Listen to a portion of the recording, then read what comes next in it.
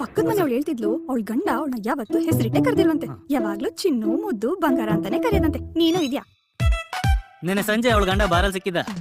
ಅವನ ಹೆಂಡತಿ ಹೆಸರು ಮಾಡ್ತೋಗಿ 2 ವರ್ಷ ಆಯ್ತಂತೆ. ಪಾಪ ಇನ್ನೇನ್ ಮಾಡ್ತಾನೆ. ಸಾಂಬಾರು ಬಿಡ್ಸು.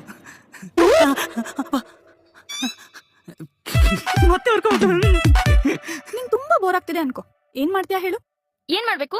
ಗಂಡಂದಿರ ಜೊತೆ ಚೆನ್ನಾಗಿ ಜಗಳಾಡಿ ಮಜಾ ತಗೋಬೇಕು. ನೋಡ್ತಿರು. ರೀ ಏನೇ ನಾನು ಚಾಕ್ಲೇಟ್ ಬಾಕ್ಸ್ ಕೊಟ್ನಲ್ಲ, ಹೋಗ್ ತಗೋಬನ್ನಿ.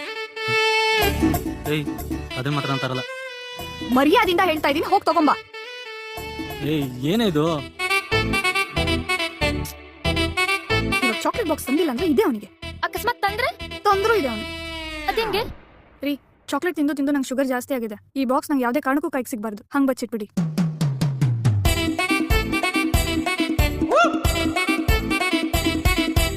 ಸಿಗ್ಲಿಲ್ಲ ಕಣೆ.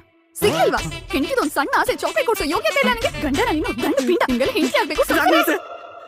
ತಂದಿನ್ ತಗೋ. ತಂದೆ ಬಿಟ್ಯಾ? ಶುಗರ್ ಜಾಸ್ತಿ ಆಗಿದೆ ಅಂತ ಗೊತ್ತಿದ್ರು ಚಾಕ್ಲೇಟ್ ತಿನ್ಸಿ ನನ್ನ ಇಲ್ಲೇ ಸಾಯಿಸಿ ಪಿಂಡ ಬಿಡ ಪ್ಲಾನ್ ಮಾಡಿದ್ಯಾ ನೀನು? ಗಂಡ ಅಲ್ಲ ಕಣೋ ನೀನು, ಕೊಲೆಗಾರ. ಕಟ್ಕೊಂಡು ಹೆಂಡತಿನೇ ಸಾಯಿಸೋ ಕೊಲೆಗಾರ. ನಮ್ಮಪ್ಪ ಹೇಳಿದ್ರು ನೀನು ಬೇಡ ಅಂತ, ಮುಂದೆ ನಾವು ಬಂದಲ್ಲ, ಎಲ್ಲ ನನ್ನ ಕರ್ಮ. ಒಳ್ಳೆ ಮಜಾ ಬಂತಲ್ಲ. ಅಡ್ಗೆ ಮಾಡೋಕೆ ಮೂಡು ಇಲ್ಲ.